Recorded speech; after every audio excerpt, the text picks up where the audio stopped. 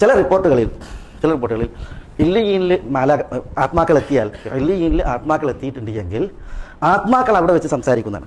നവാഗതനായിട്ട് ഒരു ആത്മാവ് വരുമ്പോൾ, ഒരാൾ മരിച്ച അയാളുടെ ആത്മാവ് വരുമ്പോൾ അത് നവാഗതനാണ്, മറ്റുള്ളവർക്ക് അയാൾ നവാഗതനാണ്. അപ്പോൾ പിന്നെ അവർ സ്വീകരിക്കുന്നതാണ്. എന്നിട്ട് പറയും ഇന്നയാളെന്തായി എന്നൊക്കെ ഈ നവാഗതനായ റൂഹിനോട് അവിടെയുള്ള റൂഹുകൾ ചോദിക്കുന്നതാണ്.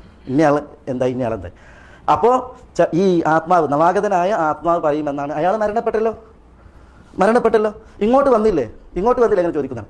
അപ്പോൾ ചില മലക്കുകളുടെ പ്രതികരണം, ഇല്ല, അവൻ്റെ ഉമ്മായ ഹാവിയത്തിലേക്ക് മടക്കിയിരിക്കുന്നു. അവൻ്റെ ഉമ്മായ ഹാവിയത്ത് എന്ന് പറഞ്ഞാൽ ജഹന്നമിലേക്ക്, സിജീനിലേക്ക് മടക്കിയിരിക്കുന്നു എന്നുണ്ടെങ്കിൽ അവന് മുസ്ലിമായിട്ടുള്ള മരിച്ചെന്ന അർത്ഥത്തിൽ. അല്ല, നമ്മളെ കാക്കട്ടെ, നഊദുബില്ലാ. ഏതായാലും റൂഹുകൾ മരണാനന്തരം എന്ത് ചെയ്യും? ആത്മീയ ലോകത്ത് ആത്മാക്കൾ കണ്ടുമുട്ടും. ആത്മാക്കൾ കണ്ടുമുട്ടുന്ന ഇടാണിത് ഇല്ലീൻ എന്ന് പറയുന്ന ഇടം.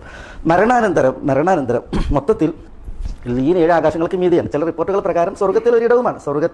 കാരണം വിശ്വാസി മരിച്ചിട്ടുണ്ടെങ്കിൽ വിശ്വാസിയുടെ ആത്മാവ് സ്വർഗത്തിലൊരിടം.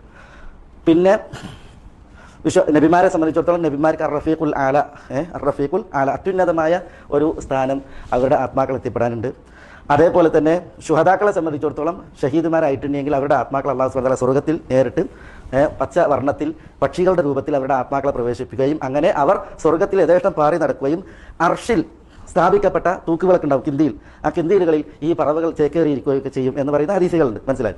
വിശ്വാസികളുടെ ആത്മാക്കൾ ഇല്ലീനിലാണ്.